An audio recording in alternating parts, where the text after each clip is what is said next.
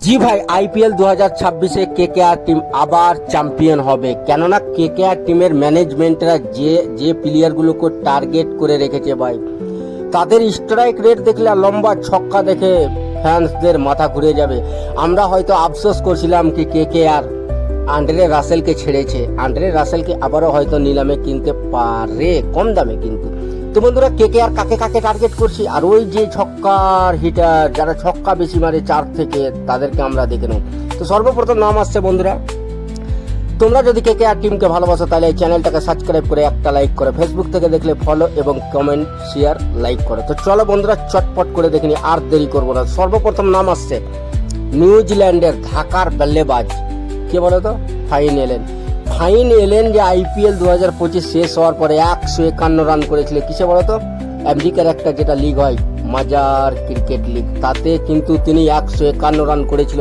তো ভাই ফাইন এলেন 4 থেকে ছক্কা বেশি মারে, ওপেনিংয়ে একদম 6 ওভারের মধ্যে ম্যাচকে বদলে দিতে পারে, কেকেআর টিমের ঝোলাতে ম্যাচ নিয়ে আসতে পারে।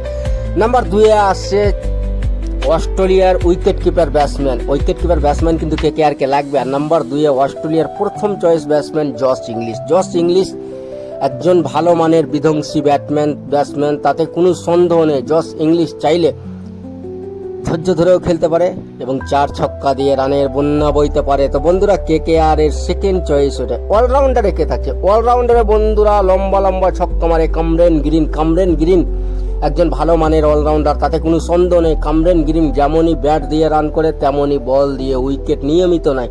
তো বন্ধুরা, কেকেআর এর যদিও 20 থেকে 25 কোটি টাকাও লাগে, তারপরেও কামরেন গ্রিনকে কেকেআর টার্গেট করবে।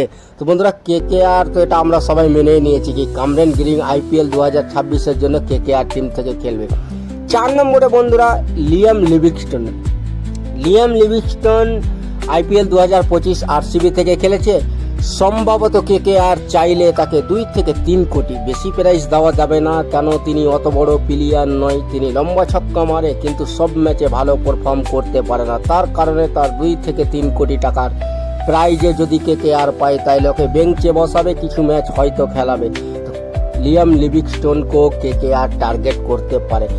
শাহরুখ খানের টিম কলকাতা কিং রাইডারকে কিন্তু ভালো একটা ফাস্ট বোলার লাগবে, কেননা কলকাতার কাছে যে ফাস্ট বোলার আছে তাদের দিয়ে মনে হচ্ছে আইপিএল 2026 চ্যাম্পিয়ন হওয়া যাবে না। তার কারণে কেকেআর এর প্রথম চয়েস হচ্ছে চেন্নাই টিম থেকে বের করা মাতিসা পাতিরানা। এখন যে প্লেয়ারগুলোকে রিলিজ করেছে সবচাইতে ভালো পছন্দ হচ্ছে পাতিরানাকে ছোট মালিঙ্গা বলে, রাশিদ মালিঙ্গার মতনই সেম বল করে, সেম অ্যাকশন। তিনি কিন্তু প্রথম দিকে হয়তো রান দিলেও ডেটের দিকে ভালো ভাই, ডেটের দিকে উইকেট নিয়ে নিজের সেরাটা দেয়। তো রানটাও খুব কম দেয়, প্রথম দিকে হয়তো একটু ওয়েটটা বেশি করে, তারপরে তো তিনি যদি দেখেন তো লাস্ট ডেটের দিকে তিনি ভালো পারফর্ম করে। তো কেকেআর এর জন্য match winner player Matheesha Pathirana হতে পারে। তো বন্ধুরা, এখানেই চলো, সুস্থ থেকো, ভালো থেকো, এই কামনাই করি। তো বন্ধুরা, চ্যানেলটাকে সাবস্ক্রাইব করো, লাইক করো, কমেন্ট করো এবং ফলো করো।